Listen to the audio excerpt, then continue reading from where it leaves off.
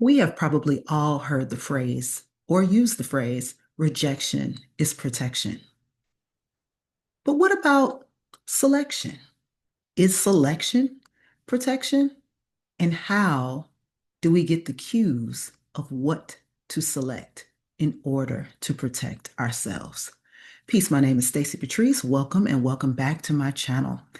This topic has been on my mind since a conversation I was having last night and filtered right into today and another conversation that arose this afternoon.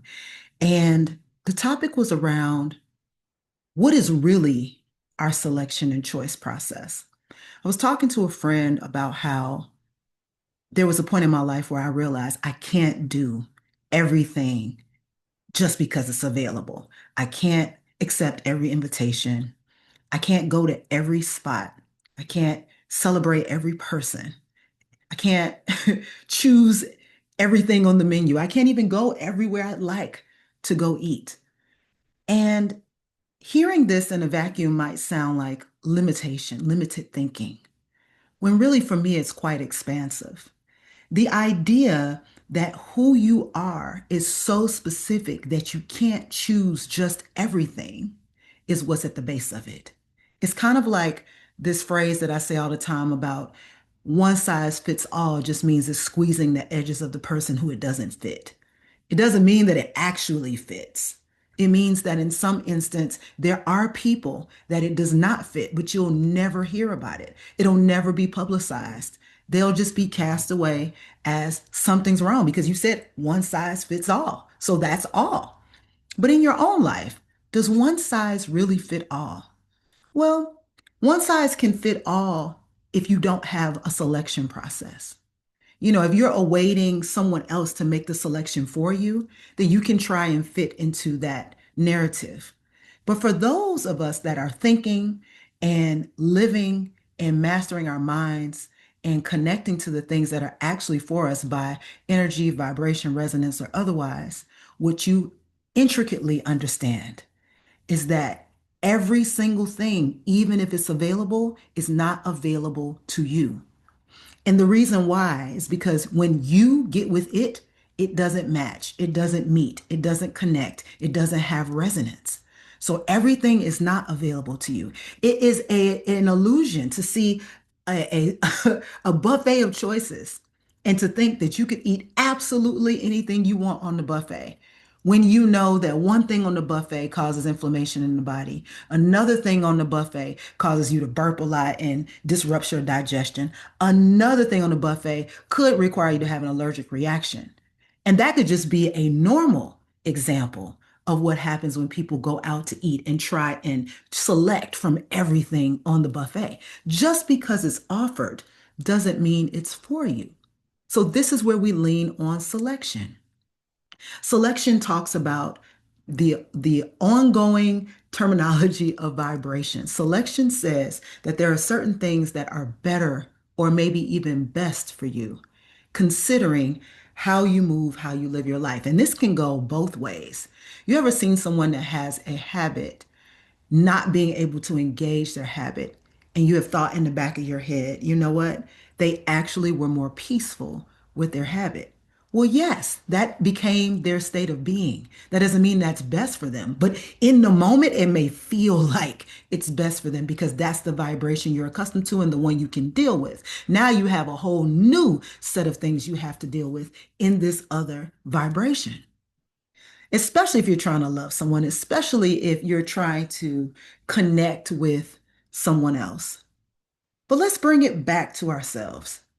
As it relates to selection, you know that if you get information about something, that is not happenstance. There's no way that you are getting information about things that have nothing to do with you. We can tell ourselves, oh, they could be for other people. Okay, but that's probably going to be in the context of you. It's not just like a random person over there. It is in the context of who you engage with, who you interact with. And so that information starts to show up in your life as almost like a preview to coming attractions. The more that you get information that you're like, what am I supposed to do with it? Store it, preserve it, press pause on it so you can press play on it later. Because that information at some point is not to be ignored now because at some point it's going to be something that you will be able to rely upon, reference, and turn into information that gives you a selection process. So, as it relates to selection, one of the things I've noticed, and especially with a lot of my astrology clients, when I'm doing my soul centric consultations, I have noticed that there are people that don't know why they are doing a thing. And I get this, right? Like it's very common. Don't know why you're doing a thing, but you've always been drawn to, you've always experienced, or you've always looked for, you've always had a way about you that is dot, dot, dot. And the operative word here is always. It's like when you are, you know, obsessively drawn to something that you can't pull away from it, something that just, it's like a moth to a flame almost. And it's like you're magnetized by it, but you have to temper your relationship with it because you don't want to just go after it so hard that it throws you out of balance. It's something that you're drawn to and you spend a great deal of time thinking about, talking about, doing in the recesses of your free time. People may not even know this about you. Your best friends may sense it about you or say, why is this something that you always do? They may pick up on it, but it doesn't mean that it's something that you advertise or that you lead with, but it is leading you somewhere. And to me, that is the energy that I am discussing here. That is the energy of drawing you toward your purpose. It is happening through the things that first select you to help you be able to select other things. So selection very well can be your protection if you are proactive with the information. Again, the information is connecting with a part of you that you may not be aware of or conscious of yet, or even interested in yet. But that information is starting to color your world. You're starting to build a relationship with it. So I'll give an example of like even astrology, right? Like this thing that I would just do for hours and hours and hours on end by myself in my room, talk with a couple of friends who were also doing the very same thing at the very same time and doing it to the degree that I was doing it, if not higher at the time, right? And realizing that I am selecting my focus. I am saying, I want to focus on that. I am energetically connected to that. That is something that works for me and then saying, I don't want to do this. There are times that I would say, I can't come out and do this with y'all because I have to spend time studying and working on this. And it was not even like me needing to tell them what I'm working on, but just that I got a limited amount of time to do this and I'm going to kick it with y'all and have a great time. But then I knew that when it was time, when my body felt it was time for me to go home, I was actually excited because I knew what I was going to work on when I got back to the crib, right? So it was like this connecting of what is happening and then what's happening within the transformation that people can see, and then the one that's selecting you that you are selecting back.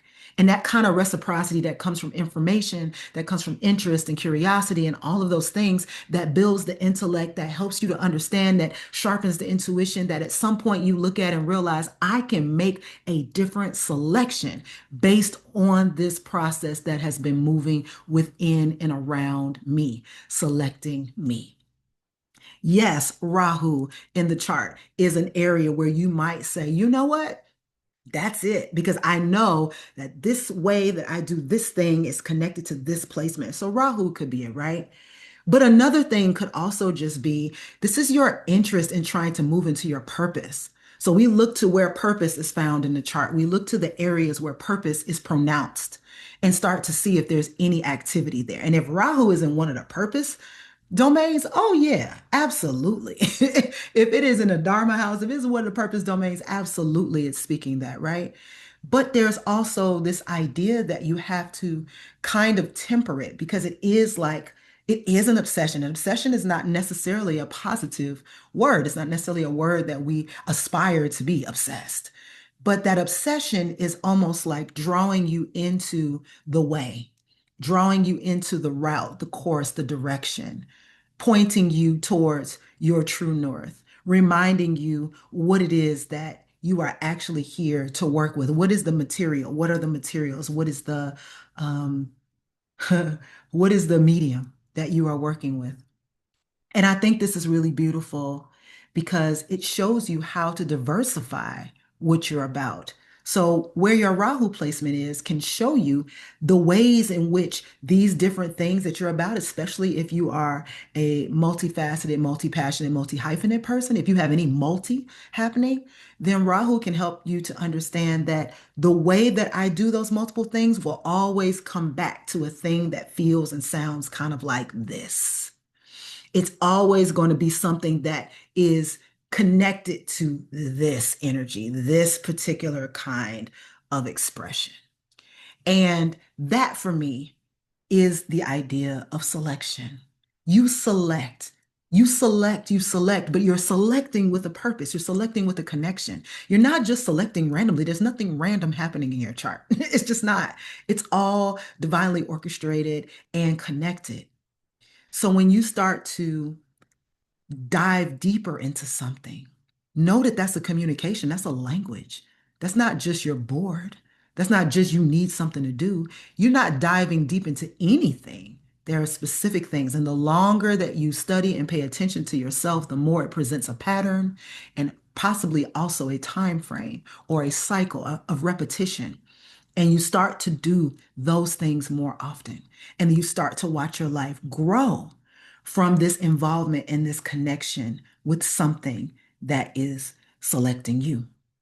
And so your mind is the thing you control. When there are channels that other people control, because of your, either because you're not willful in those ways or because you just can't find a way to control it. You haven't dived into, you haven't taken a dive into the ways to control it.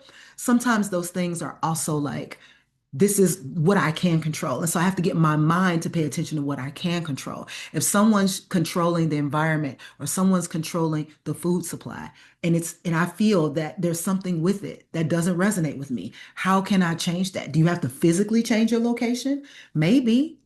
Maybe you have to change your remedies. Maybe you have to change the way you respond to what's happening, to the knowledge you have about what's happening. Maybe your response is your support. There's so many people that get information and never do anything with it. It's almost as if they're satisfied from just knowing. And that's great to have higher knowledge and information, right? That's beautiful to be the guru, right? But that also means that you have some action alongside what it is that you're learning. Your actions are intricately connected to what you are learning. You are utilizing the information, not just writing it down and leaving a trail, but also that information has growth and roots and legs and energy in your life as well. And that's why you are able to talk about it and are attracted to it. So the next time somebody says rejection is protection, I want you to pause and say, what can I select? Or what am I selecting that keeps this happening in my life? If rejection is protection and there's a certain thing that I always do and I'm constantly rejected, then what are the ways in which I will either continue to pursue that thing until I am not rejected, or enjoy that thing whether I am rejected or not, or select something new so that that rejection is only connected to that circumstance and not the future ones? Or even better, what more do I need to know that turns whatever rejection I have experienced into a yes that resonates with me? Drop in the comments what your thoughts are on this, as well as how this shows up in your life, maybe in your chart, maybe in your most recent experiences, maybe a current experience of you trying to decide that you can select something, even if no one gives you permission, you can select something that works best for you, and then you can integrate that into your life. But drop in the comments your thoughts. Like, share, subscribe. I look forward to talking to you in the comments and seeing you at the next video. Peace.